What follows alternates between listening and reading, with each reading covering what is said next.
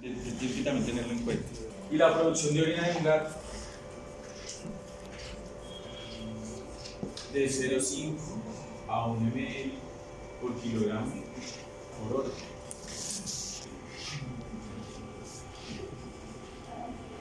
Vamos a ver renal, y ya con renal, creo que después de Semana Santa ya son los parciales.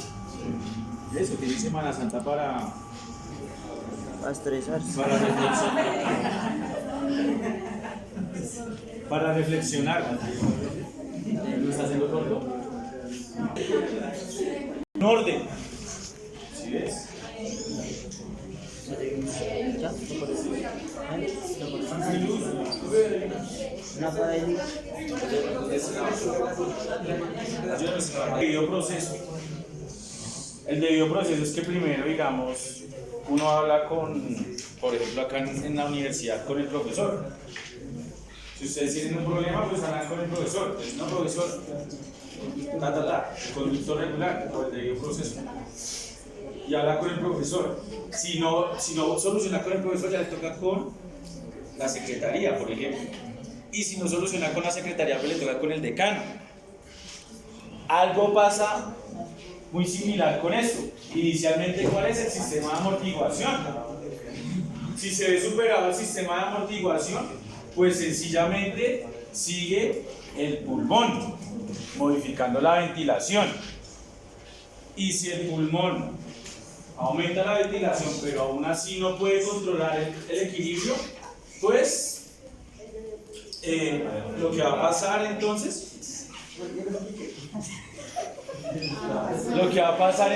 es que ya va a entrar a funcionar entonces el riñón. Pero ¿qué pasa si adicional también el equilibrio? Mira lo que pasa con el paciente enfermo. Se altera el equilibrio ácido básico, pero adicional está deshidratado. ¿Sí ves? Porque el paciente si viene enfermo, toca arreglar.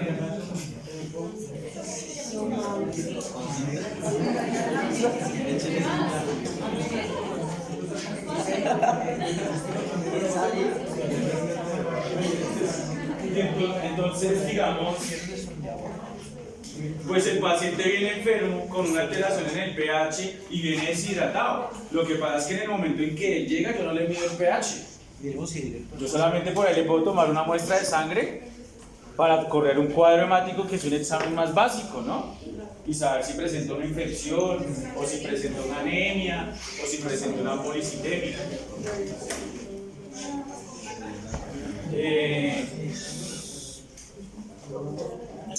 Pero digamos el paciente con esa deshidratación en la que viene, recuerden que ¿cuánto es el volumen total del gasto cardíaco que llega al riñón? El 25% del volumen cardíaco llega al riñón. ¿Sí ves? Entonces el riñón es el encargado de regular entonces la olemia y la presión arterial. Y es el órgano más sensible a la deshidratación. Entonces cuando un paciente está deshidratado, lo que uno pone al colocar el fluido, el primer órgano que se ve que mejora va a ser el riñón. De manejar el volumen arterial, el volumen sanguíneo, perdón, y la presión arterial. Ahí tenemos unos valores en cuanto está comprendido, digamos, el pH y cuáles son los valores compatibles con la vida. O sea que si yo miro un pH y el paciente tiene 6.8, échale la bendición. Y lo mismo si está en 7.7, son los valores compatibles con la vida. ¿Sí? Ese es el límite. Si digamos entre esos dos, ya el paciente posiblemente pueda morir. Si se encuentra en 6.8 a 7.7, está bien. Bien muerto.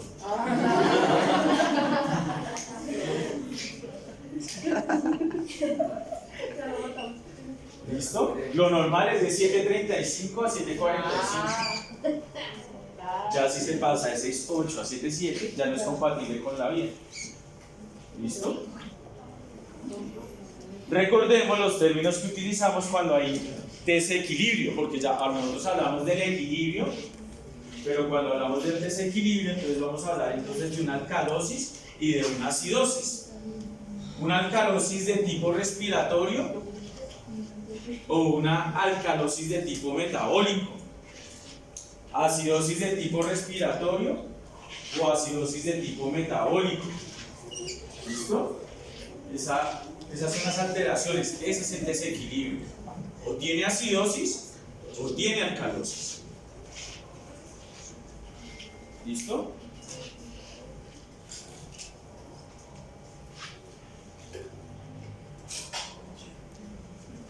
Aquí radica la importancia entonces de medir el pH, ¿no? Como les digo, eso solo lo hacen en la UCI. Entonces, el medio, o sea, ya están las UCIs para el humano. Pero si usted va al médico general, no es una cosa ir al médico general y otra ir a la UCI.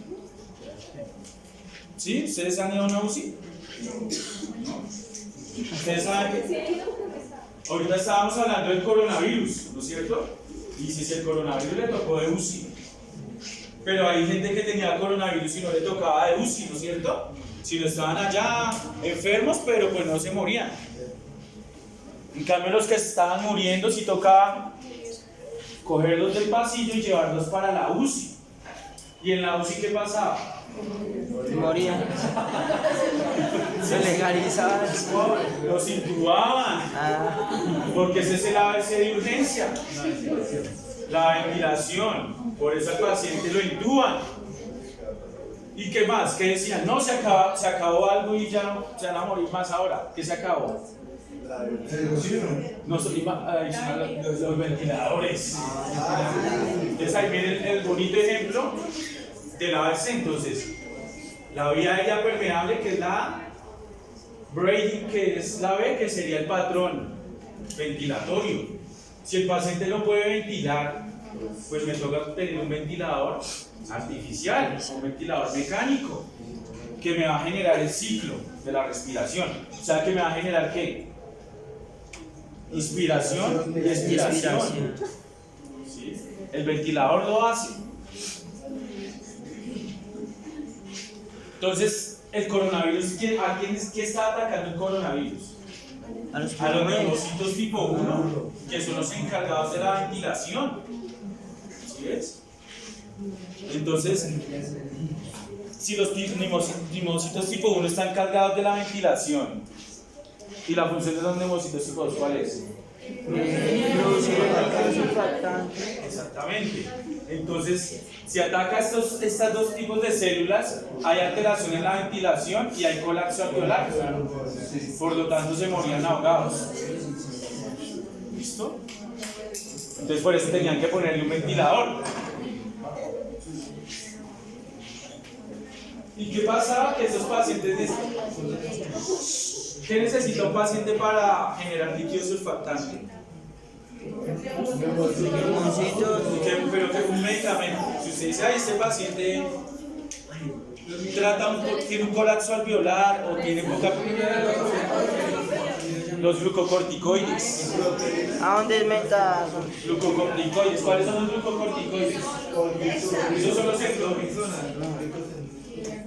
Pero exógenos son los que nosotros podemos inyectarle al paciente, como la dexametasona, como la prednisolona, ¿sí? Como la triamcinolona, como la betametasona.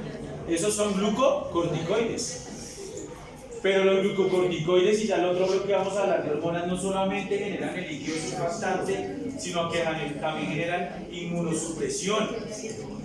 Entonces, si es un cuadro viral y si usted genera inmunosupresión, pues el paciente se va a morir de infección, porque los inmunosuprimen. ¿Sí es? Entonces, todo esto hizo que fuera difícil trabajar un paciente con COVID. Y por eso, digamos, las personas que tienen asma, que tienen enfermedades, pues van a generar problemas.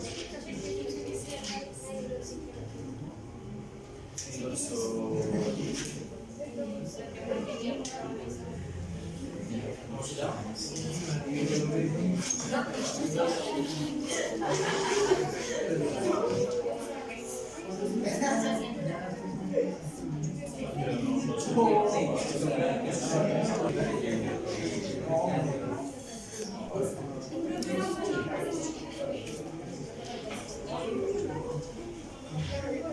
Y entonces, en el inicio, más o menos hacia después de la Segunda Guerra Mundial, todo esto, porque aparecen que en las guerras sí se hacía investigación, pero ahí la investigación cesaba en algunos países. ¿Por qué? Porque pues en guerra. O salgo corriendo del país o me matan o qué hago. O me tiraron una bomba y estaba bien, sí. O sea, la investigación. Y los investigadores los utilizaban era para la guerra. Entonces vaya y coja y hagan diferentes estudios sobre personas, sobre niños, buscando el superhombre, el supersoldado. Investigaciones para matar. ¿Sí? Entonces, pues todo esto desvió los avances de algún modo. Porque cuánta gente tan inteligente no murió, ¿no? Entonces esto desvió los estudios y hacia esa época dos fisiólogos que son Henderson y Hasselbalch empezaron a estudiar sobre el equilibrio ácido-básico y obtuvieron una ecuación, y es la ecuación de Henderson y Hasselbalch, ¿sí? Y lo que hacen es que para medir el pH utilizan el CO2 y el bicarbonato. Esos dos componentes inicialmente son los que van a modificar entonces el pH. Si aumenta o disminuye el CO2, lo modifica. Si aumenta o disminuye el bicarbonato, también. ¿No es cierto? El CO2 sería el componente respiratorio. Entonces, si aumenta el CO2, ¿qué pasa? Se produce acidosis respiratoria. Y si disminuye el CO2, alcalosis respiratoria. Y si aumenta el bicarbonato, alcalosis metabólica. Y si disminuye el bicarbonato, ¿por qué, Acuña? No se suponía que, por decir, cuando habían diarrea era pérdida de carbonato y era una acidosis. Por eso. Diciendo que alcalosis. Si aumenta el bicarbonato, ¿qué pasa? Se aumenta la Alcalosis, si disminuye. Así es. De tipo que metabólica. Metabólica. Alcalosis respiratoria, claro. Por eso, si aumenta el CO2, ¿qué hay? Acidosis. Y si disminuye el CO2, respiratoria. Si el componente es CO2 es respiratorio, y si el componente es bicarbonato es metabólico.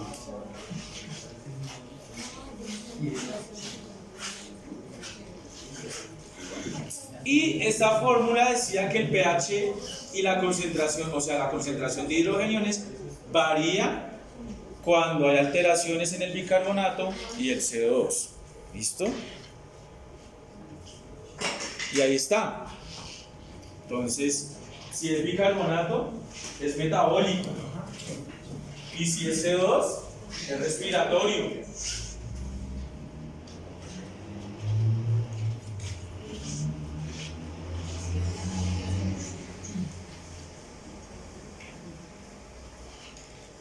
¿Quiénes responden o quiénes manejan el bicarbonato? Pues los riñones, ya les dije, y el CO2 los pulmones. ¿Listo? Entonces, si tengo un problema pulmonar,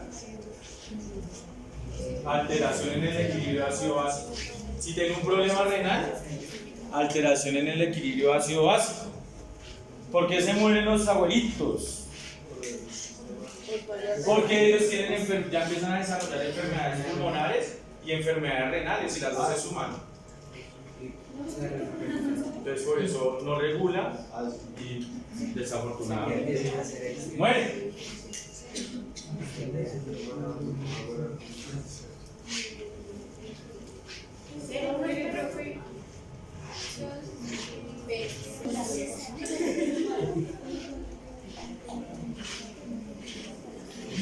Ahora vamos a ver cómo hay unas modificaciones, Si aumenta el CO2, ¿cómo? Digamos, va a tener efectos sobre la ventilación. Esa concentración de CO2 tiene efectos sobre la ventilación. ¿Quién sensa el CO2? Acuña. ¿Quién es el CO2? Sí, que le dice al cuerpo, el CO2 aumentó. Los quimiorreceptores. Los quimiorreceptores aórticos y carótidos y centrales también. ¿Listo?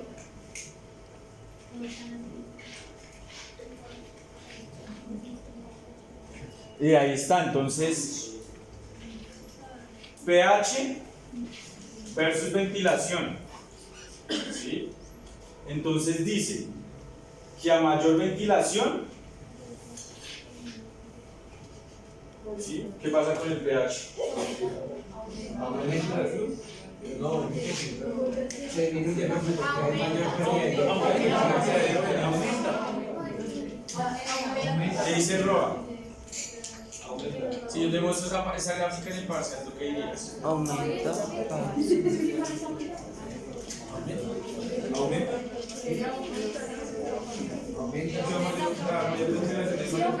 Miren dónde está lo normal.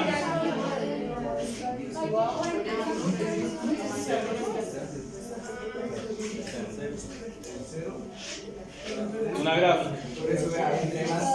Aumenta.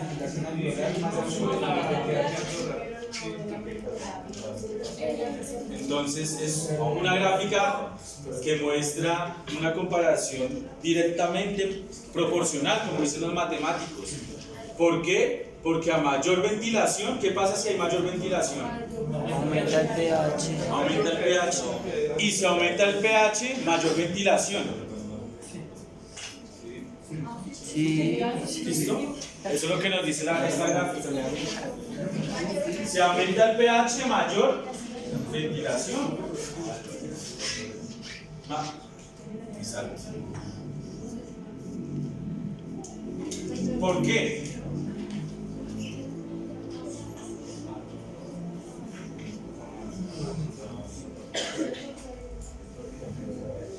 Para aumentar la ventilación se exhala el CO2 y Además, entonces hay menos CO2, entonces aumenta el pH. Si hay menos CO2, aumentaría el pH. En la sangre, ¿no? Menos CO2 en la sangre. Porque el CO2 es ácido y el ácido lo bajaría. Listo. Aquí la pregunta es: ¿cuál tiene mayor concentración de hidrógeno? ¿El menos 0,5 o el más 3? Menos 0,5. Menos 0,5. Entre más ácido, más. ¿Qué me salió aquí? Menos 5. Newton dice menos 5 tiene mayor cantidad de hidrogeniones. Sí. Menos 0,5. Sí, sí, más cero.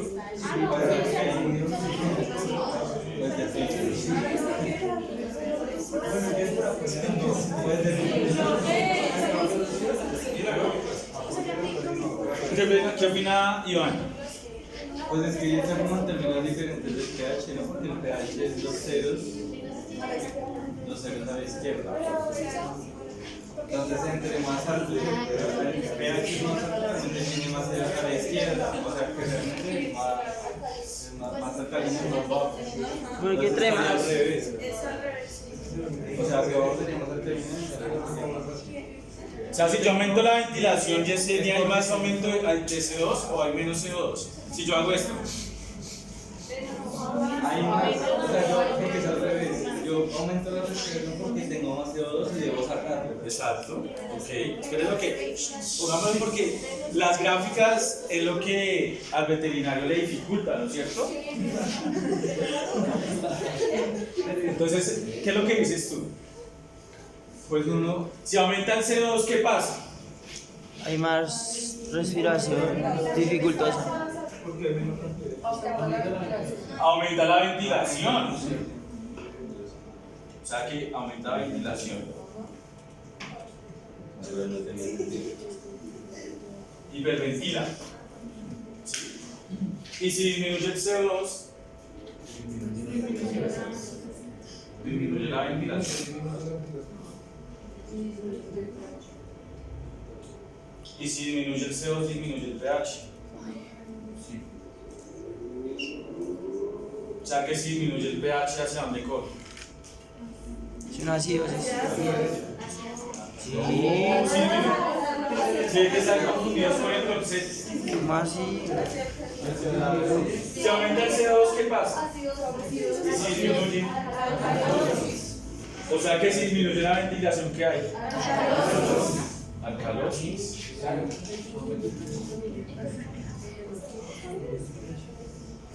Y acá el paciente, ¿dónde están alcalosis y dónde están acidosis? Pues acá, mire que menos concentración porque tiene un 0 a la izquierda y es negativo. ¿Sí ves? Entonces este menos 0,5 tiene menor cantidad de hidrogeniones que 0,3. O sea, lo que ustedes estaban diciendo estaba mal. Está diciendo a mí. ¿No es cierto? Entonces, menos 0,5 tiene menor cantidad de hidrogeniones o tiene menor cantidad de pH. O sea, que es alcalosis. Exacto.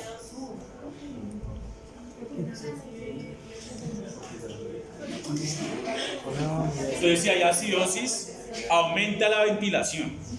Y si hay alcalosis, disminuye la ventilación. Esto es una pesca. Dime.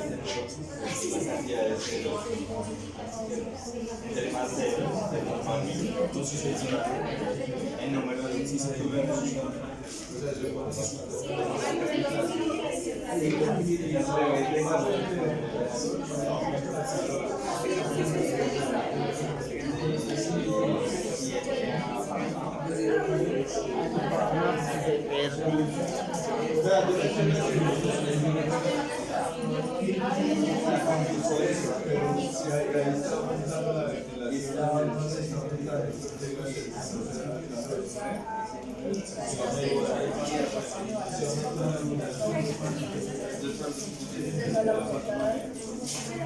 tiene menor cantidad de CO2 según la gráfica. Si el pH digamos, lo estamos comparando con el CO2, con el componente pulmonar, porque la gráfica nos la compara con ventilación alveolar. Entonces, si disminuye el CO2, ¿qué pasa? ¿Qué pasa si disminuye el CO2? ¿Qué hacen los quimiorreceptores? Disminuye la ventilación. Eso es lo que dice, y hay alcalosis. Lo que pasa es que ellos empezaron a utilizar todo el proceso de graficar toda esta lectura. Lo que hicieron en desorientarse pasó eso. ¿Sí ves? Empezaron a jugar también con las concentraciones. Porque acá la fórmula se la va a dar es matemáticamente. Se le dan una fórmula matemática. ¿Sí? Entonces, si hay menos cantidad de CO2, pues disminuye la ventilación. Y si hay mayor cantidad de CO2, aumenta la ventilación. ¿Ven? Pero mira que, digamos, si nosotros vemos la gráfica nos confundimos.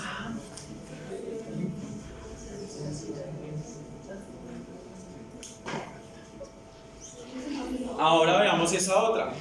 ¿Quién la explicaría?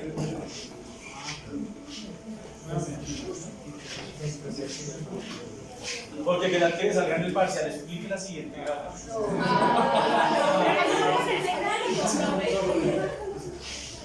Se sale esa gráfica. Cuando ustedes ven una gráfica, ¿qué es lo que ven? los titulares. Los ejes. ¿Y cuál es el eje X y cuál es el eje Y? El X y el Y. Entonces el eje Y sería el pH de la sangre arterial versus versus la ventilación alveolar. ¿Listo? Entonces, ¿qué pasa? Acá ya empezamos a tener la medida del pH.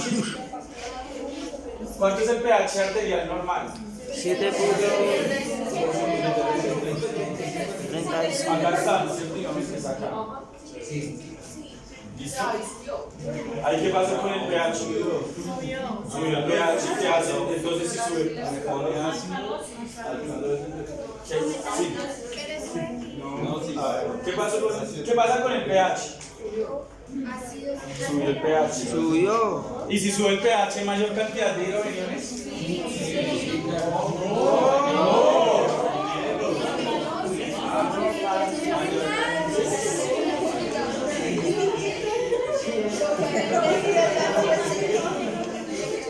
Si es que hay una confusión de los conceptos. Y las gráficas nos van a confundir. Nos van a confundir. Entonces, ¿qué pasa con el pH? Si el pH está en 7.5, ¿qué significa? Hay una alcalosis, hay menos ¿Por hidrógeno. qué hay alcalosis? Porque aumenta el pH. Menos cartas de un hilo.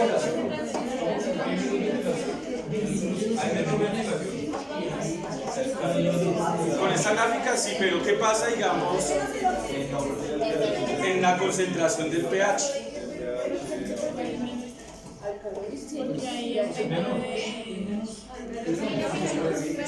El pH, entre más alto el pH, menos cantidad de hidrogeniones.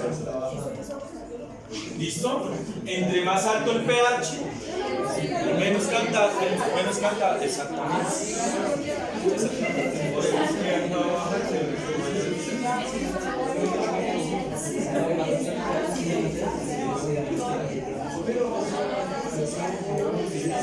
Y si hay alcalosis, ¿qué pasa con la ventilación? Disminuye.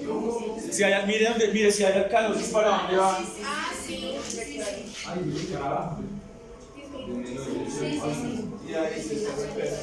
¿Sí ves? Y si hay acidosis, eso es lo que quiere decir la gráfica.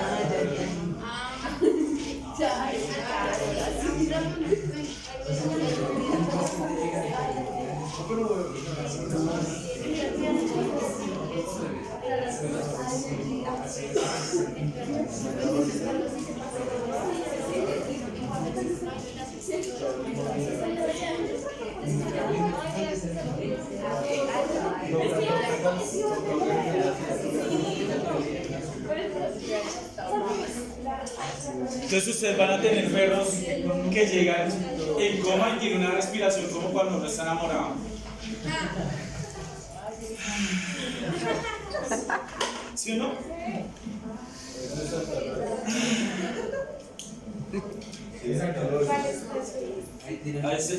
Ahí qué pasa con la ventilación. Ustedes van a ver el perro y ustedes ven el perro así, el decúbito lateral les llegó y el perro está así. Se está yendo ese man. ¿Qué pasa con la ventilación? Ahí disminuye, ahí se disminuye la ventilación.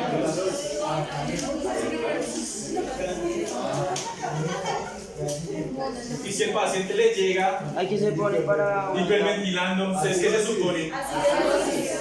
Acidosis. ¿Sí o no? Si el paciente llega hiperventilando, usted aumentó el CO2 y me aumentó la ventilación. Y si aumentó el CO2, disminuye el pH. O sea, que tiene que dar.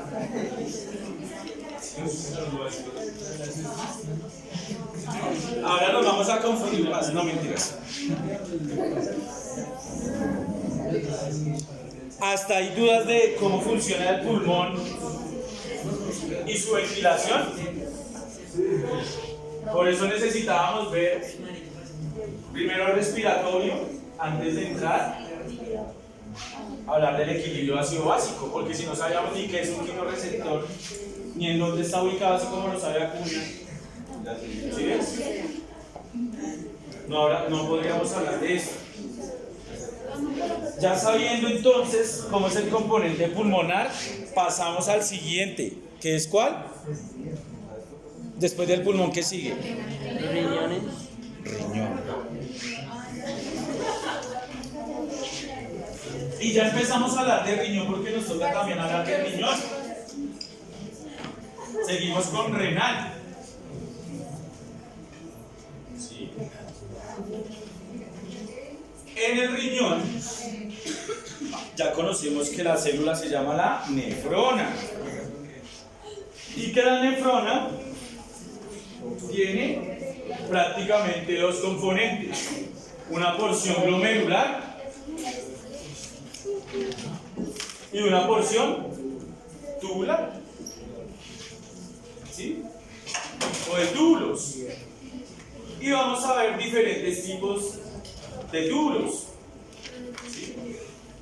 ¿Qué pasa con el bicarbonato a nivel glomerular?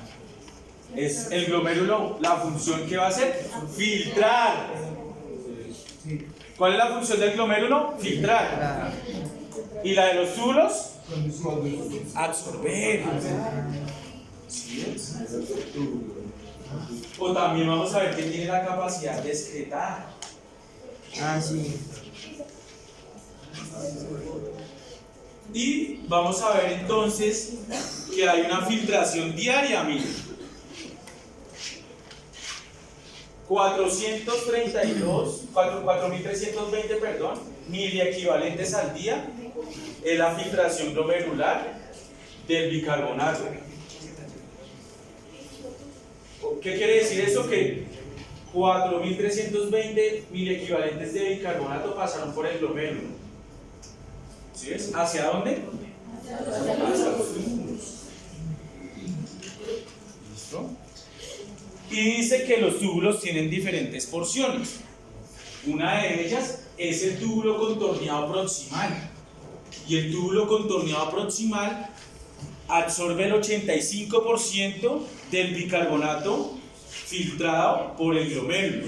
O sea que absorbe 3.672 miliequivalentes al día.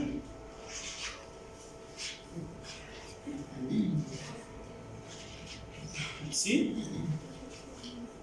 Vemos que hay otro tipo de absorción a nivel de la asa gruesa ascendente. ¿Sí? El asa gruesa ascendente va a absorber el 10% del bicarbonato, o sea, 432 miliequivalentes. Y el túbulo colector va a absorber entonces aproximadamente el 4.9%. ¿Sí? Y finalmente el 1% es absorbido en el túbulo conector. Profe, ¿cuál es el de 4.9? O en el conducto de Bellini. Y ahorita vamos a empezar a hablar. Profe, ¿cuál es el? 4.9 en el colector. Y para que no se confundan, un miliequivalente en el conducto de Bellini. De Bellini. Profe, ¿cómo se escribe? Bellini. B larga. De Beijing. Bellini. El conocidísimo Bellini. ¿Cómo dices? El de Bellini, un miliequivalente. O sea, menos del 0.1% más o menos. El conducto de Bellini. Cuando se suministra lactato esa cantidad, ¿Cómo dices? cuando se suministra lactato de esa cantidad Cuando se administra lactato de Ringer, ¿qué pasa? Que el lactato se metaboliza en el hígado y se vuelve bicarbonato. Entonces, si aumenta el lactato, ¿qué pasa? Aumenta el bicarbonato. Si usted le pone lactato al paciente, aumenta el bicarbonato. Pero recuerden que ustedes cómo van a escoger el fluido.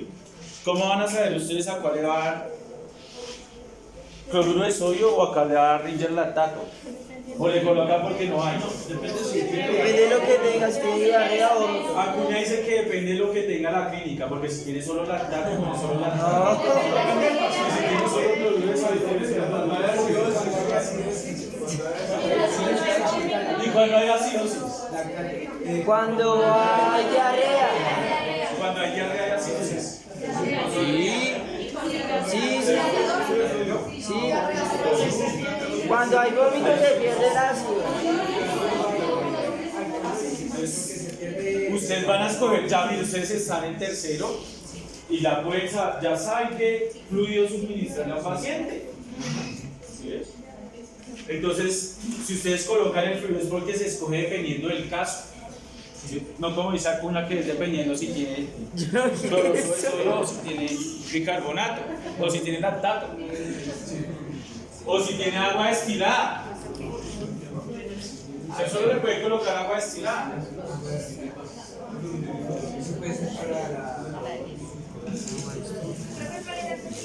No, lo que pasa es que ustedes van a ver qué es una solución isotónica, qué es una solución hipertónica, lo que me estaba preguntando Guardis, y una solución hipotónica. ¿Sí? Eso es importante, la osmolaridad de la solución. Isotónicos. El cloruro de sodio y el lactato son isotónicos. ¿Qué significa eso? Que tienen la misma molaridad del plasma. ¿Sí ves? Y si es hipertónico, que tiene mayor osmolaridad del plasma. ¿Quién le da la osmolaridad al plasma? Daniela González. ¿Quién le da la osmolaridad al plasma?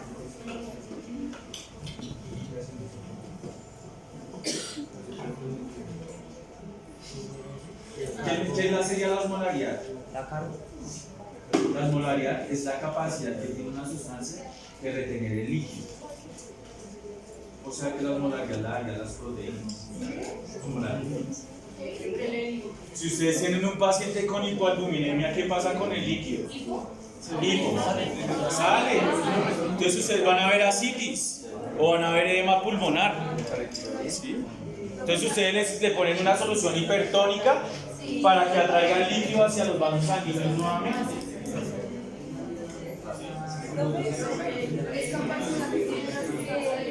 De atraer líquido. En cambio, si yo le pongo una hipotónica, pues se le llenó más el abdomen de líquido.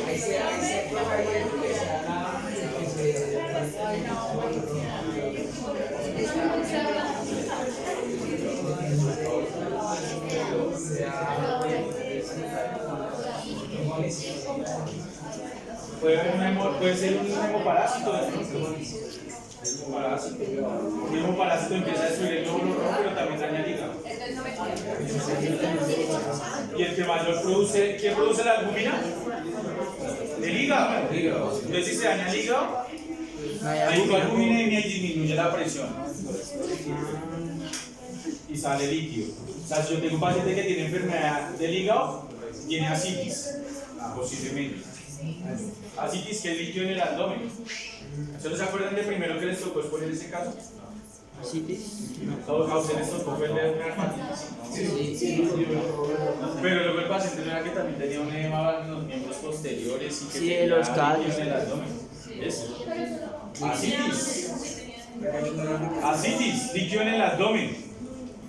Ustedes van a ver los pacientes que tienen líquido en el abdomen y que vienen caquéxicos flacos y tienen líquido en el abdomen.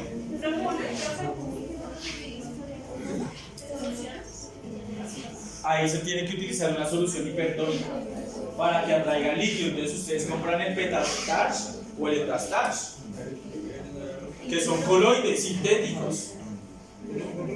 O la albúmina, ustedes pueden comprar un frasco de albúmina, pero es albúmina humana.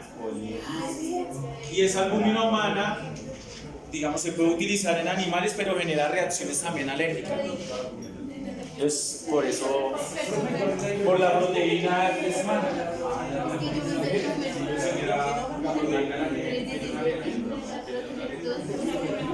Se puede utilizar una vez y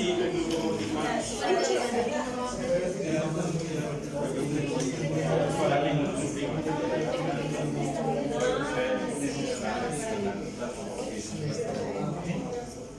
Entonces la primera función del riñón controlándolo es mediante el bicarbonato. Según Henderson y Hasselbalch. Ay, se apagó el computador.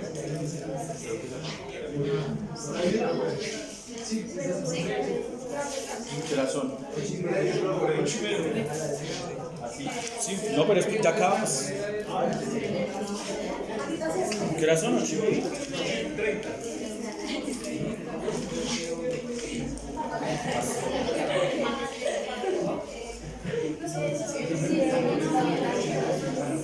Sí, ya me escribió. Bueno, leí el mensaje, pero sí que me escribió.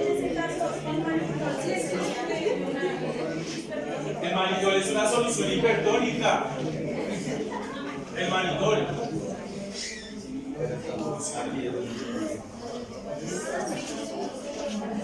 Una solución hipertónica. Funciona muy bien en traumas encefálicos. Y es un diurético osmótico. También es un diurético osmótico. Y también a nivel, digamos, de los fluidos, porque las cosas de las fuerzas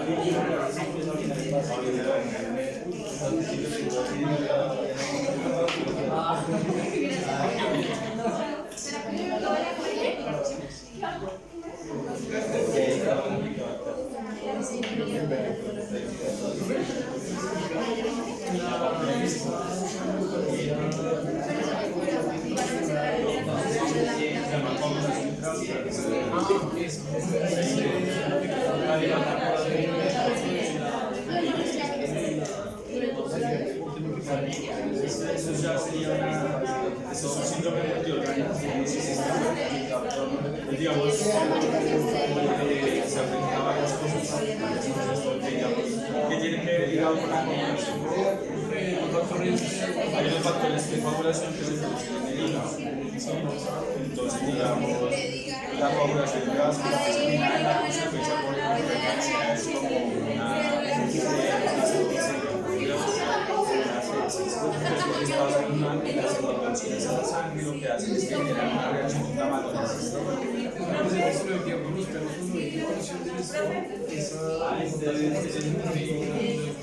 Pero digamos, exacto, el paciente muere del síndrome de repercusión, porque es que el estómago disminuye el aporte de oxígeno y empieza a generar radicales libres.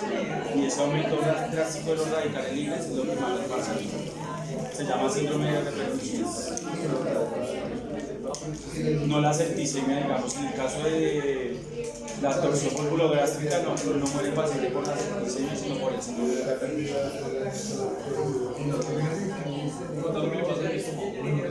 Sí, digamos, torce el estómago y empieza, y digamos, usted lo llevan al médico y el médico hizo la cirugía y cuadró y lo volvió a cuadrar el estómago y todo eso. Entonces, y el paciente se murió por el síndrome de repercusión.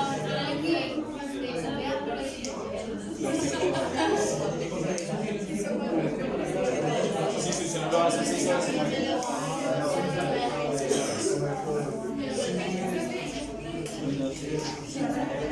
Dime.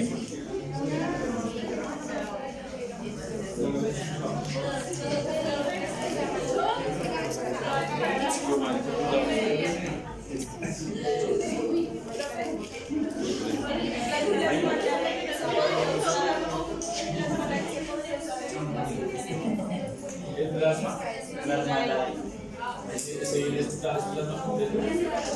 el paciente anémico, pues digamos que el paciente tiene una anemia y el hematocrito baja por debajo del 18%, hay que hacer transfusiones del dolor,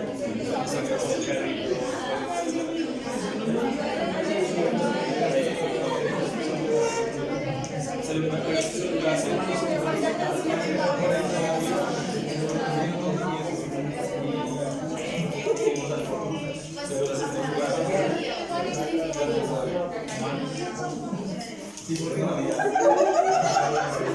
pues de pronto va a funcionar.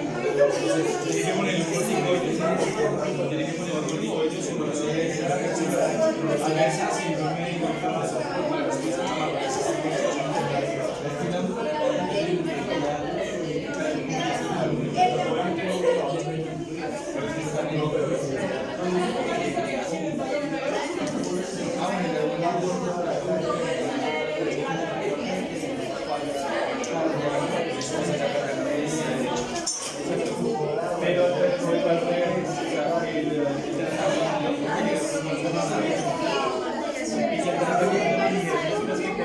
Yo sé que no aprendí.